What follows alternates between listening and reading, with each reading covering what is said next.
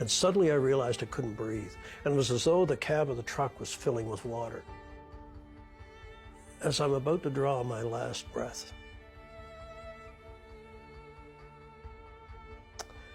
from somewhere inside of me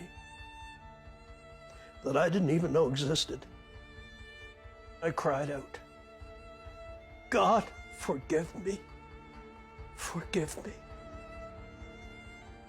When Jim didn't come home, Lorraine called the police. He was found in his truck unresponsive and was rushed to the hospital. Lorraine rallied friends and family to pray.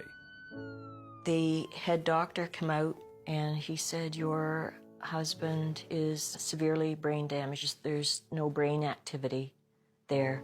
And he said, "We have him on full life support because his organs have all shut down." He said, "There is no way to bring him back." I was apologizing for praying what I prayed, but I didn't know it would come to this. There was something else she didn't know. Since the attack, Jim had been experiencing a very different reality. I look to the right, and there's this incredible vista of beautiful flowers and meadows. And I turn my vision to the left, and that beautiful green grass went from green to brown to scorched to black and dropped off in a crevasse. I saw the most hideous creature you could ever imagine. And I fell back in abject terror, the look of hatred in its eyes for me and all of mankind. But at this point, I turned toward the light, and I raised both hands this time, and I cried out, "God, help me, help me."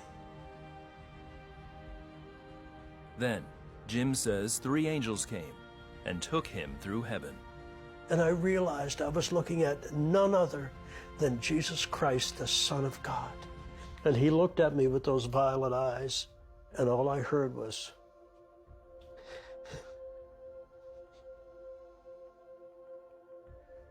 "James, what did you do with the life my master gave you?" I had no answer. But as I looked into his eyes and he smiled at me, he knew me. I saw such intense love and forgiveness for me who deserved nothing. And that was the moment I was his forever. Whatever was about to become of me, I was his. I loved him, and he loved me. Jim says he wanted to stay, but Jesus had other plans for him.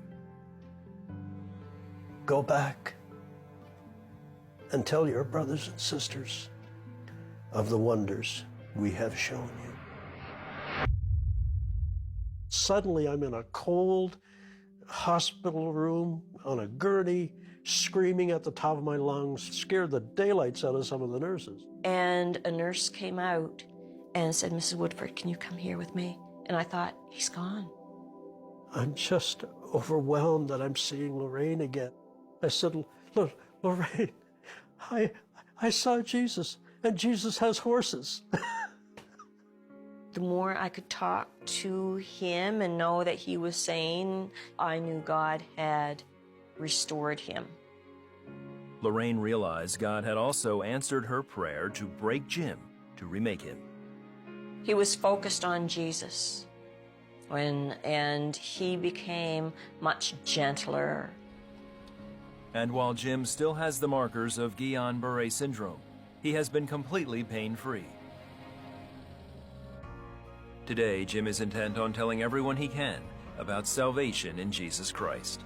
You have to open the door of your heart to let him in, and the door of my heart has now been opened.